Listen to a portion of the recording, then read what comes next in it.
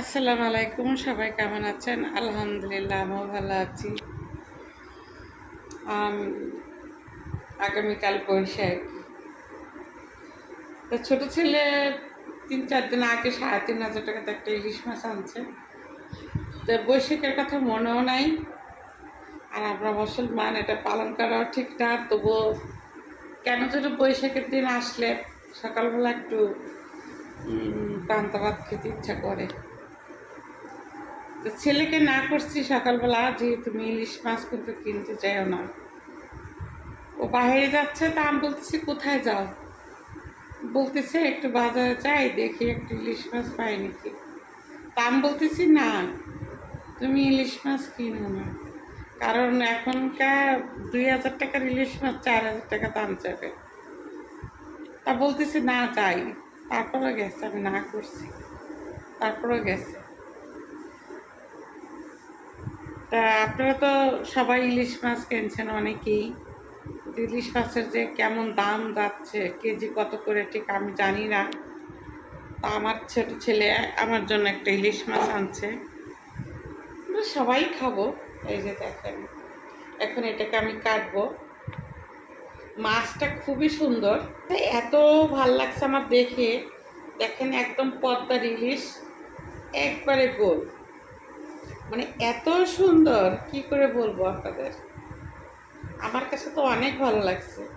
যাই হোক, মাছটা কাটি, ঠিক আছে? দেখুন তো, আপনারা আমার সাথে থাকেন। আর মাছটা কেন এসে আমি জানি না, ছেলেকে জিজ্ঞাসা করি নেই। যাই হোক, মাছটা কাটি, আপনারা আমার সাথে থাকেন। এই তো ইলিশ মাছটা অবশেষে কেটেই ফেললাম। আজ তো আপনাদের দেখাইলাম, এখন কাটা দেখাবো, যে কাটার পরে মাছটা কেমন আসছে লুকটা। মাছটা এত সুন্দর, আর মানে কি বলবো, মানে একদম সেই হয়েছে মাছটা। দেখেন কেমন হয়েছে মাছটা। মাছটা একদম পদ্মার ইলিশ, আর একদম তাজা। মানে মাছটা আমার কাছে এত ভালো লাগছে দেখতে, মানে কি বলবো আপনাদের। এই ইচ্ছে কালকে আমরা, যদি আল্লাহ বাঁচায় রাখে, পান্তা ইলিশ খাবো। ছেলেকে না করছি, তারপর মাছ আনছে।